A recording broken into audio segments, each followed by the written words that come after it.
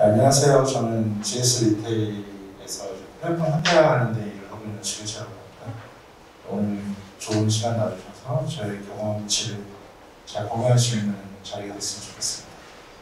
저는 일단 GS 리테일에서는 플랫폼 현대화 구조에서 업무를 수행 중에 있고요. 그리고 왼쪽으로 이제 디스 커뮤니티를 운영하고 있고 개인 블로그로 많이 작성하고 있습니다.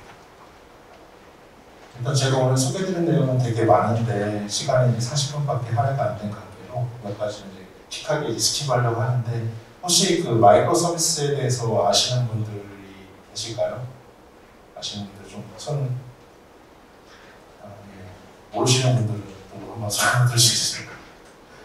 다 아시는 건가요? 일단 처음에 그 서론을 제가 가볍게 넘어가도록 하겠습니다.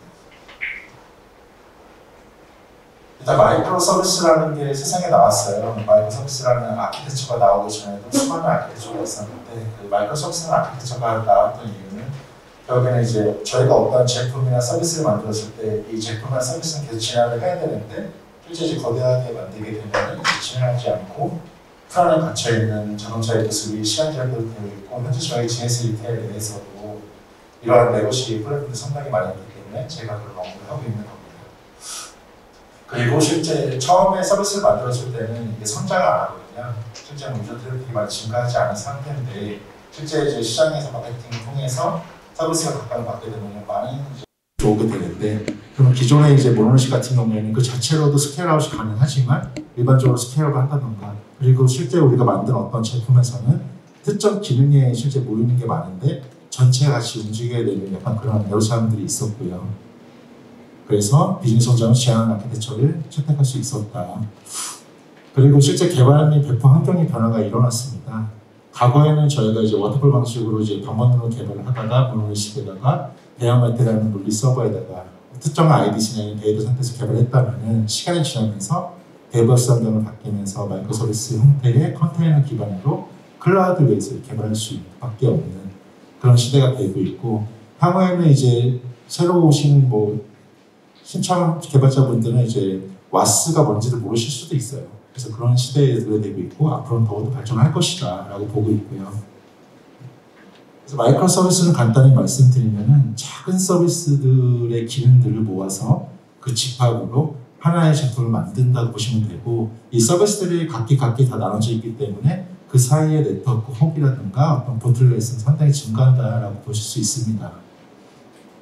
그래서 저는 자전거를 타는 거 되게 좋아하는데 이 자전거를 봐도 되게 하나의 제품으로 보이잖아요. 근데 이런 자전거들은 실제 열어보면은 약 893개 이상의 부품으로 만들어져 있습니다. 이런 자전거도 여러 개의 단위 기능들을 통해 가지고 하나의 제품을 만들게 된 거죠.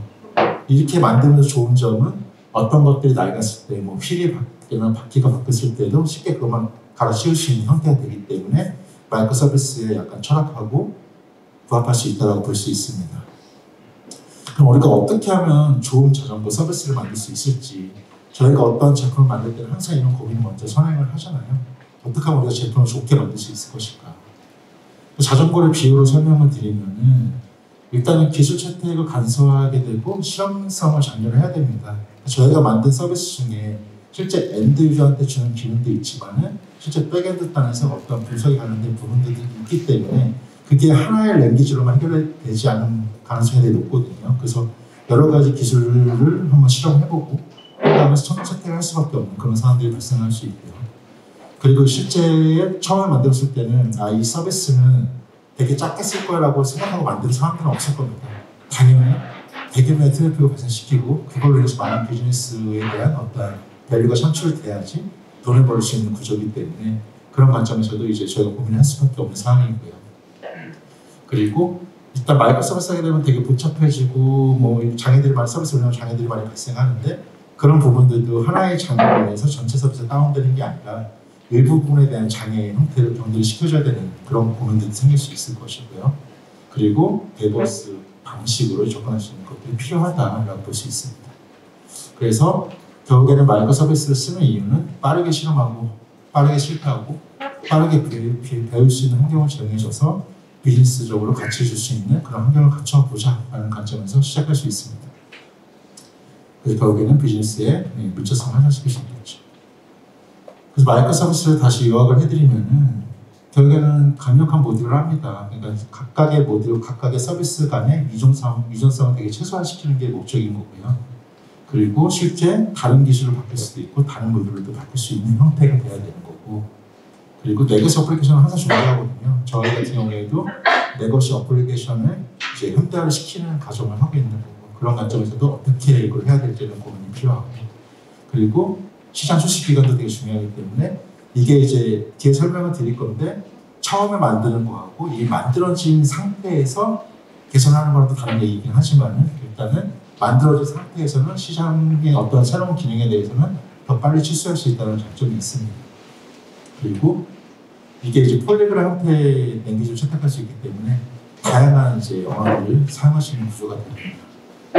결국에는 지속적인 배포를 이렇게 위해서 만드는 거고, 결국에는 이 모든 것들은 저희가 비즈니스 성장을 대응하기 위해서 하는 아키텍처 활동들인 거고, 결국에는 비즈니스 가치를 올려주는 게 주 목적입니다.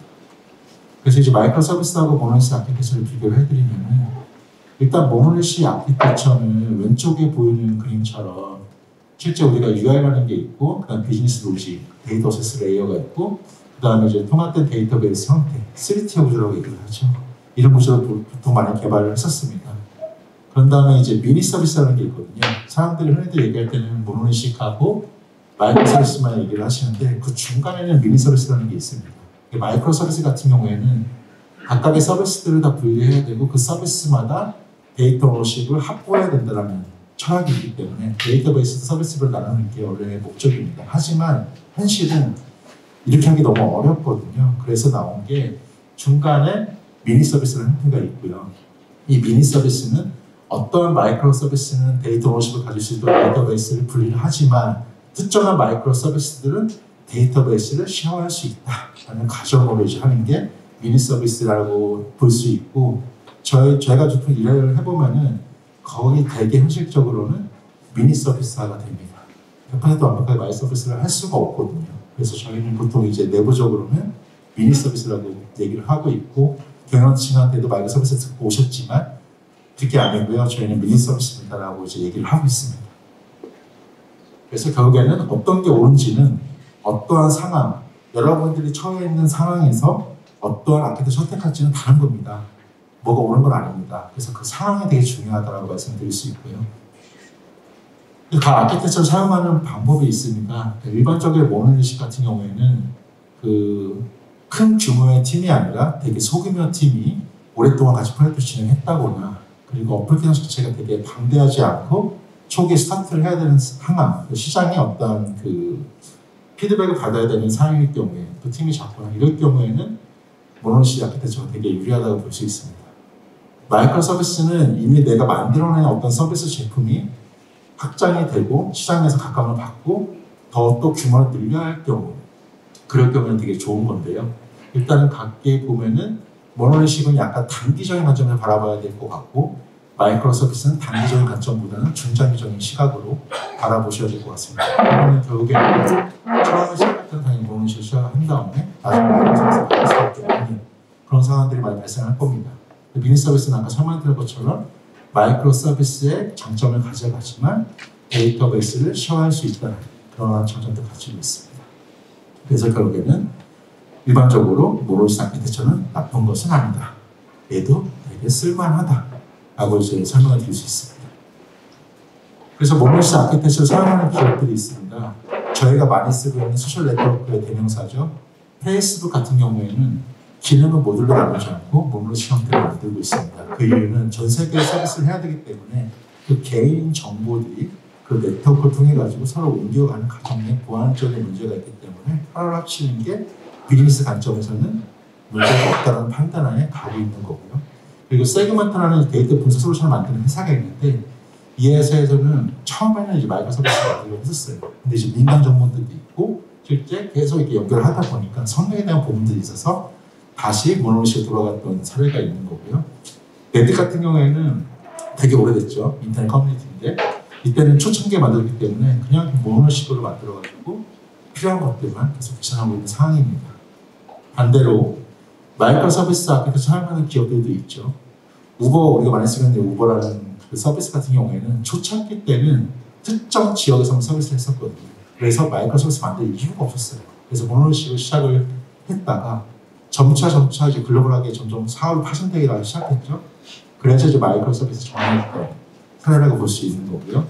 이베이 같은 경우에는 많이 쓰는데 여기도 맨 처음에 모노리식으로 이제 시작을 했다가 이 서비스가 점점 커지다 보니까는 마이크로 서비스 형태로 전환했던 사례라고 볼 수 있습니다. 이 사례들을 보게 되면 느낄 수 있는 거는 결국에는 우리가 선택하는 아키텍처 기술은 그만으로만 만족하는 게 아니라 우리가 지금 몸담고 있는 그 비즈니스 도메인의 상황에 맞춰가지고 수립을 해야 된다고 볼 수 있습니다. 그래서 모노리식과 마이크로 서비스 아키텍처의 차이를 보게 되면은 일단은 비즈니스 성장 초기에는 훨씬 시도 부담이 되게 큰 환경에서 많이 쓰는 거고요. 왜냐면은 초기에 만들었을 때는 실패를 해도 큰 문제는 없어요. 그리고 운영 오버헤드도 되게 작기 때문에 부자성도 거의 없기 때문에 초창기에는 많이 쓰지만 그 서비스가 선점했던 당시에는 어떤 새로운 기능을 도입하거나 어떤 기술을 넣었을 때는 실패에 대한 부담이 되게 커지는 환경이거든요. 그런 장단점을 갖고 있는 거고 마이크로 서비스 같은 경우에는 초반에 하기에는 되게 부담스러워요. 왜냐면은 이거에 대한 어떤 난리지도 알고 있어야 되고 실제 많은 사람들이 필요하고 그 운영에 대한 에포트도 상당히 많이 증가하게 됩니다. 비용도 물론 많이 증가하고요. 그래서 초기에는 쓰지는 않지만 비즈니스가 어느 정도 성장한 다음에는 주로 이제 마이크로 서비스 형태로 간다고 볼 수 있습니다. 그래서 이거를 표로 분석을 해드리면은 마이크로 서비스랑 모노리식 같은 경우에는 모노리식 같은 경우에는 단일 언어로 구성이 되거든요. 내가 만약에 하나의 모집을 만들었는데 자바를 했으면 자바로 쭉 가야 되는 거고 스프링 베이스에 자바로 가는 거고 반면 마이크로 서비스는 각각의 이제 모듈을 나눠서 때문에 여기는 뭐 파이썬을 쓸 수 있는 거고 여기는 자바를 쓸 수 있는 거고 그리고 네트워크 통신으로 서로 간에 주고받는 데이터이기 때문에 어떤 얘기에서는 사양이 없습니다. 코드 베이스는 실제 각 서비스마다 그냥 코드 리퍼가 따로 있겠죠. 근데 모노리식은 하나로 가지고 그 내에서 패키지로 분리해가지고 관리를 하고 있겠죠. 근데 이해도 같은 경우에도 모노리식은 되게 심플하거든요. 3티어이기 때문에 다양한 거 알 필요는 없어요. 근데 마이크로 서비스 자체는 마이크로 서비스 아키텍처 패턴부터 해가지고 많은 거 알아야 되는데 다행인 점은 모든 개발자가 알 필요는 없다는 겁니다. 그 회사에 좀 계시는 노를 이제 아키텍처 갖고 계신 분들이 작업만 잘 해주시면은 일반 개발하시는 분들은 일반 모노리식 개발하듯이 개발해도 문제는 없는 거거든요. 그래서 하여튼 누군가는 해야 된다는 거고 그리고 확장에 대해서도 TLP를 받는 그 영역만 확장시킬 수 있는 장점이 있고 반대로 모노리식은 전체가 확장에 대한 구조고 나머지 개발 물품 서비스 시작도 더 빠를 거고 데이터 모델 나오지 있는 거 테스트 모니터링도 더 어렵다 라이브 서비스가 모노리식에 비해서는 이런 상황입니다. 그래서 아까 앞에 설명드렸던 것처럼 이러한 장점들하고 단점들이 존재합니다. 그래서 저희가 이제 어떠한 기술들을 선택할 때는 현재 처한 저의 상황에 대해서 지금 이런 상황에서는 나는 어떤 걸 써야 될지 이걸 되게 객관성을 가지고서 분석을 하시고 선택을 하셔야 된다고 볼 수 있습니다. 그래서 이거는 이제 제가 얼마 전에 트위터를 봤는데 이제 데르니안이라는 분이 재밌는 걸 올렸어요. 마이크로 서비스가 워낙에 트렌드 하다 보니까 이세 버전 3라고 만들어 놓은 거지 한국어로 번역을 해서 좀 보여드리는 건데요. 나중에 이제 그 자료를 받으시면 한번 테스트를 한번 해보시면 재밌을 것 같습니다. 그래서 저희가 갔을 때는 이제 모노리식을 갈 수밖에 없는 상황인 건지 혹은 마이크로 서비스를 갈 수 있는 것인지 혹은 모듈러 모노리식이라는 게 있거든요. 디스트리뷰션 모노리식을 표현했는데 이런 것도 있기 때문에 어떤 걸 현재 우리 상황에서는 선택할 수 있을까에 대한 고민들을 했으면 좋을 것 같습니다. 넘어가겠습니다. 마이크로 서비스 아키텍처 패턴을 설명드릴 건데 여기 계신 분들이 약간 이제 C레벨 분들 계시는 것 같고 그다음에 개발하시는 분들이 있기 때문에 간단하게 많이 사용하는 패턴에 대해서만 언급을 해드리도록 하겠습니다. 일단 마이크로 서비스 이 아키텍처 패턴을 많이 보셨을 건데요. 이게 많이 있는데 이 중에 주로 쓰는 영역만 제가 이제 그래로 표현을 해놓은 거고요. 이 중에서도 이제 각각이 많이 쓰는 것들만 설명을 드리도록 하겠습니다. 일단 첫 번째는 데이터베이스에 대한 이제 서비스 패턴입니다. 가장 고민스럽잖아요. 왜냐면은 실제 글을 보거나 뭐 자료 찾아보면은 각 서비스든 데이터베이스는 꼭 하나씩 독립적으로 존재해야 된다 라고 얘기를 하는데 우리가 개발해보면 알잖아요. 중복 데이터 생기는 거고 여기는 데이터 써야 되는데 이거 어떻게 다 API나 이벤트를 풀 수 있을까 이런 고민들이 생기는 겁니다. 그래서 이러한 문제점들이 있고 이걸 풀 수 있는 패턴이 두 가지가 존재를 합니다. 그래서 첫 번째는 사가 패턴을 하는데 사가 패턴도 이제 두 가지가 있습니다. 각 서비스 단위로 분류해주는 사가 패턴이 있을 거고 중앙에서 지중해는 사가 패턴이 있는데 저는 주로 이제 오케스트레이션 베이스 사가 패턴을 주로 씁니다. 이거는 제가 쓰는 이유는 트랜지션을 관리하기 위한 목적으로 씁니다. 왜냐면은 저희가 만약에 예를 들어가지고 어떠한 저희 이커머스 서비스를 한다고 했을 때 고객이 이거를 장바구니에 담고 장바구니에 있는 거를 결제를 하고 배송을 하다 보면은 하다가 배송을 결제를 한 다음에 중간에 취소를 할 수 있게 되면은 나머지 각각의 결제 서비스, 배송 서비스 취소를 날려야 되지 않습니까? 근데 그거를 각 서비스에 위임을 하게 되면은 그거에 대한 롤백 관리가 너무 힘들기 때문에 그러한 루틴들은 중앙에서 하나의 워크플로우 형태의 서비스를 만들고 얘가 차근차근 호출한 다음에 어디서 만약에 롤백이 처리가 되면은 하나씩 롤백 처리해주는 방식으로 그렇게 만드는 게 이제 제가 주로 사용하는 이제 오케스트레이션 베이스 사가라고 패턴인 거고요. 이런 것들은 지금 저희는 많이 쓰고 있습니다. 그리고 흔히도 얘기할 때 보면은 이제 개발하다 보면은 내가 다른 쪽의 서비스의 데이터에 베이스에 있는 데이터를 갖고 와야 되는 상황이 있는데 그럴 경우에는 이벤트로 제가 서비스 퀘션을 했던가 혹은 그쪽에 API를 요청해가지고 리스폰스 받던가 할 수 있는데 그럴 경우에는 너무 빈번하고 힘들 수가 있어서 보통 이제 CPRS 패턴을 많이 쓰는데 일단은 그 서비스의 오너십을 갖고 있는 서비스에서는 커맨드를 날리는 겁니다. CUD에 걸리는 거죠. 당연히 이 데이터를 변경할 수 있는 오너십은 나밖에 없어. 내가 A라는 서비스니까 A 데이터베이스는 나만 데이터를 바꿀 거야 라고 하는 거고 다른 쪽도 약간 부개념으로 리드만 할 수 있도록 해주는 게 CPRS 패턴인데 이런 방법도 많이 쓰는데 이게 또 장점이 이렇게 써도 되지만 장점은 어떠한 성능적인 부하가 있을 때 DBMS 부하가 상당히 있을 때 DBMS 자체를 리드성을 분류해가지고 리드 형태를 뽑아낼 수 있기 때문에 여러 용도로 사용하고 있는 패턴입니다. 그래서 많이 사용하는 이제 API 게이트웨이 패턴이 있는데요. 보통 이제 API 게이트웨이는 실제 어떠한 모바일 어플리케이션 혹은 웹 UI라든가 프론트 엔드라고 칭하시는 클라이언트 레벨을 로스 바운드 영역으로 보고 그 하부에서 API를 전해주는 백엔드 서비스를 하우스 바운드 영역으로 본 다음에 그 중간에서 채널 역할을 해주는 게 이제 API 게이트웨이인데요. 이 API 게이트웨이는 저희는 항상 씁니다. 왜냐면은 실제 저희는 그 클라이언트 쪽하고 백엔드하고 분리를 완전히 하거든요. 이유는 시간이 지나면 US라는 관점 때문에 어떤 모바일 서비스 UI 관점은 바뀔 연도가 되게 많은데 DM의 API는 데이터입니다. 기능이고 그래서 이거는 새로운 요구사항이나 어떤 비즈니스 모델이 들어오게 되면 바뀔 수 있는 거지만 이 API가 UI 때문에 바뀔 일은 없어야 되기 때문에 중간에 API 게이트 줘가지고 인증도 하고 API에 대한 라우팅도 처리하고 로긴도 하고 그런 용도로 잘 사용하고 있고요. 보통 이거 쓰게 되면은 저희가 이제 어떠한 저희 API를 다른 서드파티한테 판매나 제공한다고 했을 때는 뭐 커머셜을 많이 쓰기도 하고요. 뭐 콩이라는 것 많이 쓰기도 하고 내부 용도로 쓴다고 하면 뭐 스프링클라우드 게이트웨이라든가 다양한 것들을 쓰고 있습니다. 그리고 이제 서비스 디스커버리 패턴이 있는데요. 이거는 예전에 보통 우리가 모노리스를 하게 되면은 A라는 서비스가 있고 B라는 서비스가 있으면은 중간에 이제 L4 스위치나 뭐 L7을 넣어가지고 이렇게 라우팅 처리하잖아요. 약간 그런 방식하고 비슷한데요. 근데 이제 이게 실제 마이크로 서비스가 이제 배포가 되면은 그 서비스가 만약에 팟단이라고 하면 한두 개가 아니거든요. 되게 많아지기 때문에 찾아가기가 되게 힘들어요. 그래서 이제 서비스 디스커버리 패턴은 내가 A라는 서비스가 B 혹은 C 혹은 D라는 서비스를 호출해야 되는데 이쪽에 대한 경로, 정보를 모르기 때문에 그것들을 어떻게 하면 잘 찾을 수 있을까에 대해서 알려주는 패턴인데요. 이게 보게 되면 두 가지가 있습니다. 첫 번째는 서버 사이드 디스커버리 패턴이라고 그런데 이제 스프링 클라우드 스택을 해보신 분들은 유레카랑 리본에 대한 관계를 알고 계실 거예요. 약간 그런 거랑 비슷하긴 한데 일반적으로 저 서비스 레지스트라는 게 있어가지고 서비스 인스턴스 A, B, C가 스타트업이 되면은 자기 IP, 포트, 나는 이런 서비스입니다 라고 하면서 이제 레지스트한테 알려줍니다. 등록을 하는 거죠. 그리고 중간에 이제 라우터가 있어가지고 예를 들어서 서비스 메시가 들어오게 되면 만약 EC2를 쓴다고 하면 저게 이제 엔보이가 되는 겁니다. 엔보이가 있어가지고 서비스 클라이언트가 서비스 A, B, C를 콜할 때는 엔보이한테 라우터한테 물어보면은 라우터가 레지스트를 쿼리해가지고 일로 가 이렇게 알려주는 역할을 이제 하는 겁니다.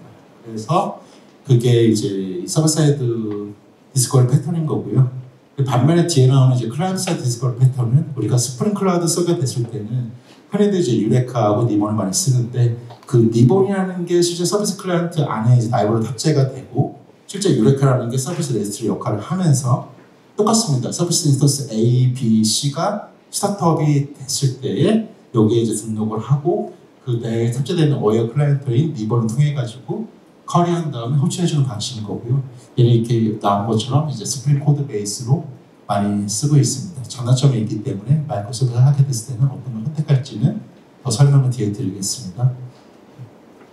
이제 서킷 브레이커 패턴인데요. 이거 같은 경우에는 저희도 이제 뭐 디테일도 이제 뭐 GS 홍성P도 있지만은 파이낸셜 서비스 뭐 지금 뭐 나냉이라든가 여러 가지 웹 서비스들이 있는데 이게 장애가 발생하는 순간 그 초단위로 저희 매출 감소가 엄청나거든요. 그럴 경우에는 일단 빨리 장애를 만들어주는 게 더 편합니다. 그러니까 이거 유지해가지고 다른 쪽 기능에 파생시키는 것보다는 이 기능이 장애가 났으면 빨리 이제 커서 오픈을 한 다음에 장애를 만들어준 다음에 처리하고 닫아주는 게 되게 유리하거든요. 그런 형태로 장애가 점점 이렇게 좀 퍼지지 않도록 장애를 고립시켜주는 역할로 이제 서킷 브레이커 패턴을 많이 쓰고 있고 향후에 서비스 메시로 적용하게 되면 이런 것들도 코드 베이스가 아닌 자동화된 방식으로 적용이 되는데 다만 코드 베이스는 이런 장애가 발생했을 때 어떻게 처리해야 되는지에 대한 세션에 대한 부분만 작성하면 되고 나머지는 이제 이스토에서 다 처리를 해주는 방식으로 갈 수 있습니다. 그리고 이제 어쩌벌리티라는 건데요. 그 마이크로 서비스는 모노리식하고 다르게 그 레이어층이 되게 많아요. 각각의 서비스층이 되게 많기 때문에 하나의 리퀘스트가 들어왔을 때 얘가 API 게이트를 거치고 서비스 A로 갔다가 밑으로 갔다가 딴 데 갔다가 하다 보면은 그 하나의 트랜지션에 대한 것들을 다 추적을 해야 되는데 다 물리적으로 분리가 되어 있어서 누구를 취업하는 것이 너무 어려움이 있어요. 그래서 이 부분에 대해서는 보통 지킨이나 예거라는 라이브러리를 이용해가지고 실제 처음에 클라이언트가 호출했을 때는 그 패런트 스팬하고 차일드 형태로 얘기를 쓰는데 보시면은 API 게이트웨이 트레이스 아이디는 1입니다. 1이고 패런트 스팬은 없는 거죠. 왜? 내 아빠는 없으니까. API 게이트웨이가 최초니까. 1을 박아주면 그 1이라는 게 그대로 내려가게 되고 서비스 첫 번째 왼쪽에 있는 거는 자기의 트레이스 아이디 맞춰주고 나의 패런트 스팬은 API 게이트였어. 또 내려가면 트레이스 아이디도 맞춰주고 나의 패런트 스팬은 서비스였어. 이렇게 이제 지킨이나 키알리, 지킨이나 예거를 쓰게 되면은 이제 키알리라는 또 UI 앱이 있거든요. 모니터링해주는 앱이 있는데 거기서 멋지게 그래피컬하게 이제 보여주게 됩니다. 그러면 실제 로그라든가 크롬도라든가 이런 것들을 쉽게 파악할 수 있는 용도가 되기 때문에 마이크로 서비스를 적용하게 되면은 이러한 자동화된 기술들을 많이 쓰셔야지 실제 사용자, 어떤 개발자의 보충을 많이 될 수 있습니다. 그리고 지금 BFF 패턴인데요. BFF 패턴은 백엔드와 프론트엔드라고 이게 넷플릭스가 맨 처음에 만든 개념이에요. 왜냐면 넷플릭스는 전 세계적으로 서비스를 하고 있는데 그 넷플릭스가 제공하는 디바이스가 약 150개가 됐거든요. 하다못해 게임기도 들어가 있습니다. 근데 그 많은 것들에 대해서 실제 UI가 다 달라요. 맞추기가 너무 어렵기 때문에 실제 API는 그대로 두고 그 API 윗단에 UI랑 그 API를 맞춰주는 영역에 BFF라는 걸 둔 다음에 각 디바이스별로 BFF라는 걸로 이제 도입을 줍니다. 이렇게 되면 어떤 장점이 있느냐? 만약에 O2라는 UI를 만들고 E2라는 UI를 만들었는데 둘의 UI 레이아웃이 다르잖아요. 그럴 경우에는 API를 콜했을 때는 여러 번 콜해야 되는 문제가 있는데 그것도 퍼블릭 망이기 때문에 그 네트워크에 대한 실제 부하가 되게 상당히 증가하거든요. 클라이언트 레벨에서. 그러면은 BFF가 그 API들을 다 머지해줘요. 그러니까 만약에 이제 오토 UI에서 메인 페이지 그런 게 사용하는 API가 10개였다. 단 한 번만 콜을 합니다. 그러면은 BFF가 그 API 통해가지고 10번을 콜해가지고 그 API를 맞춰준 다음에 단 하나의 리스폰스를 주게 됩니다. 그럴 경우에는 훨씬 더 성능도 올라가고 각 디바이스 단위로 UI에 해당하는 형태로 API 리스폰스 페이로드 맞출 수 있기 때문에 편의성도 올라가게 되는 강점이 있겠죠. 저희도 되게 많이 사용하는 패턴이고 현재 저희 프로젝트 내에서도 이 BFF는 지금 두 가지의 역할로 들어가 있습니다. 그런 용도를 많이 쓰고 있는 거고 넷플릭스가 되게 많이 쓰고 있고 이 BFF는 일반적으로는 Node.js 기반으로 많이 사용을 합니다. 왜냐하면 클라이언트 자체가 요새는 뭐 뷰로 만든다던가 혹은 뭐 니에이트라든가 플루토를 이용하기 때문에 그런 스택을 맞춰서 할 수 있도록 프론트엔드 개발자 분들한테 백엔드에 영향을 끼칠 수 있도록 그걸 권한이 이제 위임해줬다고 보시면 됩니다. 이제 서비스 메시인데요. 이 서비스 메시는 나온 지가 좀 오래됐죠. 제가 처음 적용한 거는 예전에 현대자동차 프로젝트 했을 때에 지금으로부터 한 3년 전으로 알고 있는데 그때 이제 ECTO를 처음 적용했었거든요. 근데 이 서비스 메시라는 게 많은 것들을 이제 얘가 처리를 해주는데 단점은 실제 쿠버네티스 상에서밖에 동작이 안 합니다. 베어메탈 만약에 내가 만드는 서비스가 뭐 VM이나 베어메탈에서 올라가야 된다고 하면은 서비스 메시는 할 수 없다고 보시면 될 것 같고 실제 쿠버네티스 내에서만 동작이 되기 때문에 컨테이너 한결의 경우에는 사용할 수 있다고 보시면 됩니다. 일반적으로 저희가 흔히 말하는 그 스프링 클라우드 방식인 펜 라이브러리 방식하고 서비스 메시를 비교해 드리면은 왼쪽에 있는 스프링 클라우드 펜 라이브러리 방식은 마이크로 서비스에 해당하는 아키텍처 패턴을 위해서 실제 개발자가 개발하시는 코드 내에 어노테이션 혹은 코드가 들어갈 수밖에 없는 구조예요.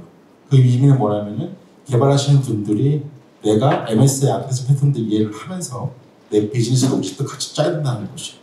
그렇기 때문에 실제 어느 정도 역량에 계신 개발자분들이 같이 해야 되는 작업이 있는 거고 반면에 서비스 메시는 그 비즈니스 로직하고 실제 MS 아키텍처 패턴하고 완전하게 분리를 시켰습니다. 흔히들 이걸 이제 사이드카 패턴이라고 하는데요. 우리가 옛날에 이제 영화를 보게 되면은 독일군 오토바이 보면은 오토바이 옆에 사람이 타는 조그만한 게 이렇게 있잖아요. 그래서 그 조그만한 그 사이드카에다가 이 서비스 메시 갖고 있는 뭐 서비스 디스커버리라든가 네스터리 모니터링 이런 것들이 다 몰아놓은 겁니다. 이게 가능한 이유는 팟을 띄울 때 항상 엔보이라는 프러쉬가 이제 주입이 되고요. 그 엔보이라는 프러쉬를 중앙에서 컨트롤을 하면서 이 노직들을 네트워크 자체적으로 컨트롤을 하기 때문에 개발하시는 분들은 실제 이 패턴을 몰아도 된다. 그냥 나는 내가 정한 노직만 잘 짜면 된다. 라는 장점 때문에 쓸 수 있지만 다만 런닝 커버가 상당히 좀 높은 편입니다. 잘 써야 돼요. 그래서 이제 제가 이제 오늘의 큰 목적은 스타트업 위한 마이크로소프트 시작하기라는 이제 주제인데요. 제가 이제 고민을 해봤어요. 자, 스타트업이 무엇인가? 제가 봤을 때는 저희가 만든지는 모르겠지만 결국에 스타트업은 높은 성장 목표가 있어야 된다. 그리고 확장 가능한 비전을 있어야 되고 사회에서 아직 풀지 못한 문제를 풀어야 되는 사람들이 모인 것이다. 그렇기 때문에 검증되지 않은 비즈니스 모델을 갖고 있다. 그렇죠? 반면에 GS 리테일 같은 경우에는 시장에 검증되어 있는 비즈니스 모델이고 확장이라기보다는 거의 뭐 이미 포화 상태인 것에서 사업을 하고 있는 상태인 거죠. 그래서 약간 다른 분면에 있긴 하지만 스타트업은 결국에는 A에 위치하고 있다고 저는 정의를 내렸습니다. 그러면 이 A에 위치하는 걸 가지고서 봤을 때 결국 스타트업은 아이디어나 문제를 중심으로 시작해서 비즈니스 기회와 영향을 찾는 게 이제 주 목적인 분들 아니십니까? 그래서 성공을 시켜가지고 뭐 M&A를 하든 상장을 하든 간에 그거에 대한 베네핏을 받아야 되고 사회적인 문제들을 해결해 주셔야 되는 게 이제 목적이기 때문에 그러면 결국에는 제일 중요한 게 뭐냐 스타트업 입장에서는 기술이냐 비즈니스냐 저는 비즈니스라고 보고 있습니다. 그래서 결국 비즈니스를 위해서 기술이 존재한다는 게 가장 중요하다고 저는 보고 있습니다. 그래서 결국 어떻게 해야 되냐 보통 마틴 펄러가 얘기한 게 그 마이크로 서비스 시작을 하게 되면은 이런 그래프를 보여주게 됩니다. 초록색은 모노리식이고 마이크로 서비스는 파란색인데요. 결국에는 저 마이크로 서비스가 모노리식보다는 이제 우위에 쓰게 되려면은 결국에는 시스템, 뭐 비즈니스 시스템이 성장을 해야 되고 시스템들이 복잡해지는 관점이 존재해야 되고 그런 것들이 발생했을 때 실제 ROI가 나오는 상태인 거다라고 볼 수 있습니다. 그래서 결국 그 여기 계시는 분들이 어떤 서비스 만든다고 했을 때 그 서비스가 런칭하자마자 갑자기 뭐 넷플릭스나 왓챠나 이런 것처럼 갑자기 팍 튈 것이냐 그걸 보자라는 거죠. 아니면 2, 3년 후에 될 것이냐 대부분의 유니콘들 기업들 보게 되면 최소한 2, 3년은 지나야지 그 윤곽이 보였잖아요. 그 관점인 거고 그 다음에 만약에 그래도 나는 MS를 하고 싶어.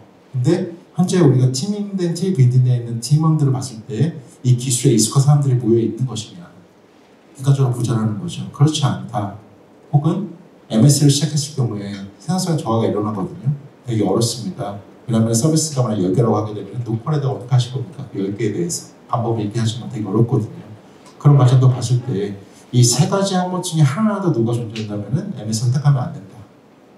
모노리식으로 개발을 해도 된다. 다만 모듈러 모노리식을 개발했으면 좋겠다라고 말씀드리고 싶습니다.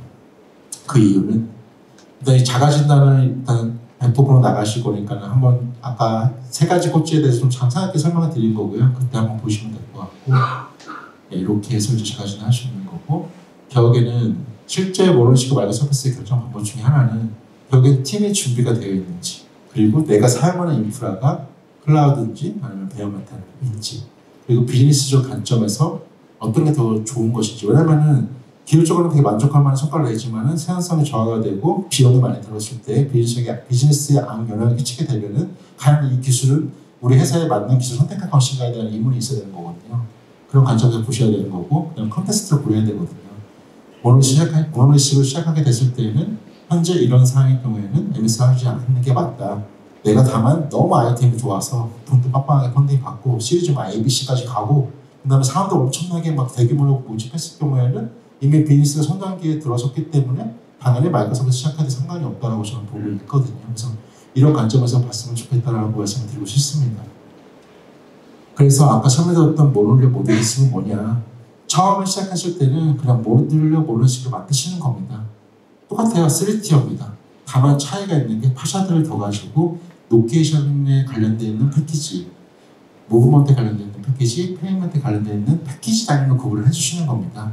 서로 간의 연관성을 최대한 배제를 하려고 노력을 하시고, 그 다음에 서비스가 성공을 하고 비즈니스 성장을 하게 됐어요. 우버처럼 성장하게 되면은 이렇게 만들 수 있는 겁니다. 물론 DB는 고민하셔야겠죠. 쉐어를 할 것인가 분리할 것인가. 다만 이미 어플리케이션 내부에서는 패키지 단위로 모듈로 단위로 구분을 해놨기 때문에 하나의 서비스를 띈다는 건 문제가 없거든요. 왜냐하면 패키지를 했을 때는 그 메소드 콜, 펑션 콜 했던 부분을 떼난 다음에 API 콜로 바꿔주면 되는 게 일도 아니기 때문에 그렇습니다. 그래서 이렇게 만들어주게 되면은 당장 시작은 모노리식을 했지만은 이후에 비즈니스 성장했을 때는 마이크로소프트 바꾸는 게 어려운 일이 아니다. 그렇죠? 다만 처음 시작했을 때는 비용적인 면이나 시간적인 면에 되게 막연하게 엄청나게 많은 것들이 오지 않기 때문에 그 되게 한정된 자원 내에서는 최대의 효율을 발휘할 수 있는 아키텍트 선택을 하시고, 성장했을 때 뭐 투자라는 게 많이 들어오게 되면 당연히 일로 바꾸는 형태를 가는 게 현실적이지 않겠냐라고 저는 설명을 드리고 싶습니다. 그래서 시작할 때는 아까 설명드린 것처럼 모듈러 모노리식 기반을 시작을 하시고 이것들이 어떻게 향후에는 마이크로 서비스를 바꿀 수 있을지, 그래서 크게 일단 한번 쪼개보시죠. 크게 패키지를 되게 크게 만드신 다음에 나중에는 이제 REST API나 이벤트 드리븐 방식으로 표현할 수 있도록 그런 구조를 바꾸시는 게 유리하지 않을까 생각이 듭니다. 그 데이터베이스는 아까 설명했던 것처럼 마이크로 서비스나 매크로 모노리식만 있는 게 아니라 중간에 미니 서비스도 존재한다 라고 보시면 될 것 같고요. 그리고 보통 개발자 보기에는 아마 A 첫 번째, 두 번째 형태를 만드시는 분들은 없을 거예요. 대부분 다 프론트엔드나 백엔드 다 분리해서 만드시잖아요. 그래서 아마도 요즘은 다 이런 형태를 만들기 때문에 이런 형태 선택할 것으로 좀 보고 있고요. 그 코네일 법칙이 있는데 조직 구조를 되게 잘 잡으셔야 되거든요. 그래서 저희 같은 경우에는 지금 저희 팀 내에서 모든 걸 소화할 수 있도록 하고 있습니다. 그래서 만약에 일반적으로 과거는 뭐 인프라 팀 따로 있고, 뭐 데이터베이스 담당 DA 팀 따로 있고, AA 팀 따로 있고, 개발자 팀 따로 있고 되겠지. 저는 그렇게 저희 원팀 내에 다 있습니다. 그래서 한 팀에 다 소화할 수 있도록 그렇게 팀 구성을 하셔가지고 만드셔야지 당연히 오너십을 갖고 일을 할 수 있기 때문에 되게 중요한 포인트 중에 하나라고 보고 있고요. 그리고 나이트 퍼신을 당연히 티밍을 해야 됩니다.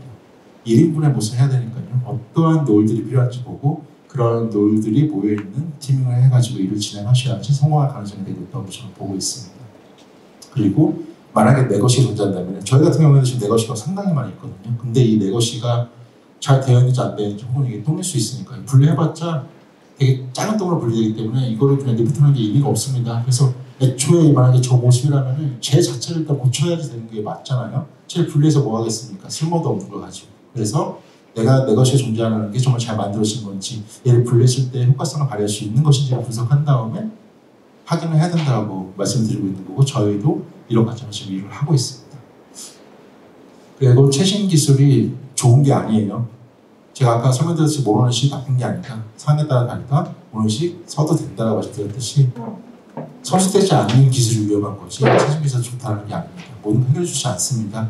새로운 거 갖고 왔는데 아무도 못 쓰고 잘못 쓰게 되면 오히려 더 안 영향을 끼치기 때문에 잘 쓰는 게 더 중요하다고 보고 있고, 그리고 재밌는 거 봤는데요. 약간 이제 뭐 실제 모노리식하고 마이크로서비스 코끼리하고 펭귄 합쳤는데 이렇게 나오는 게 당신의 앱이라고 하는데 사람들이 막 웃겠죠. 근데 저는 이걸 보고서 느낀 게 괜찮다. 왜냐면은 우리가 만드는 어드민 사이트는 당연히 모노식으로 만들 수 있는 거고 엔드 유저한테 제공해주는 B2C 서비스는 당연히 마이크로 서비스 만드는 게 맞죠. 합쳐도 된다. 나쁜 그림이 아니다라고 저는 오히려 그렇게 영감을 받았거든요. 그래서 이런 형태로 저희는 일을 되게 많이 합니다. 그래서 나쁜 게 아니고 우습게 아니라 저렇게 하는 것도 방법이고 맞을 수 있다라고 설명해 드릴 수 있고요. 그리고 마이크로소프트 도비시 고려 사항도 제가 시간이 많이 뺏겨서 일단 이렇게 작성했으니까 나중에 분포 받으시면 한번 읽어보시고요. 그리고 마지막으로는 결국에는 제가 하고 싶은 말씀은 그 비즈니스 관점에서 좀 많이 고민했으면 좋겠다. 왜냐면 저희가 IT 기술 개발을 하는 사람들이지만 결국 저희가 하는 모든 행위 하나하나가 비즈니스를 위해서 하는 작업이다. 비즈니스를 위해서 하는 작업이기 때문에 항상 비즈니스 관점에서 같이 고민했으면 좋겠다라는 말씀을 드리고 싶습니다. 예, 제 발표 여기까지입니다. 감사합니다.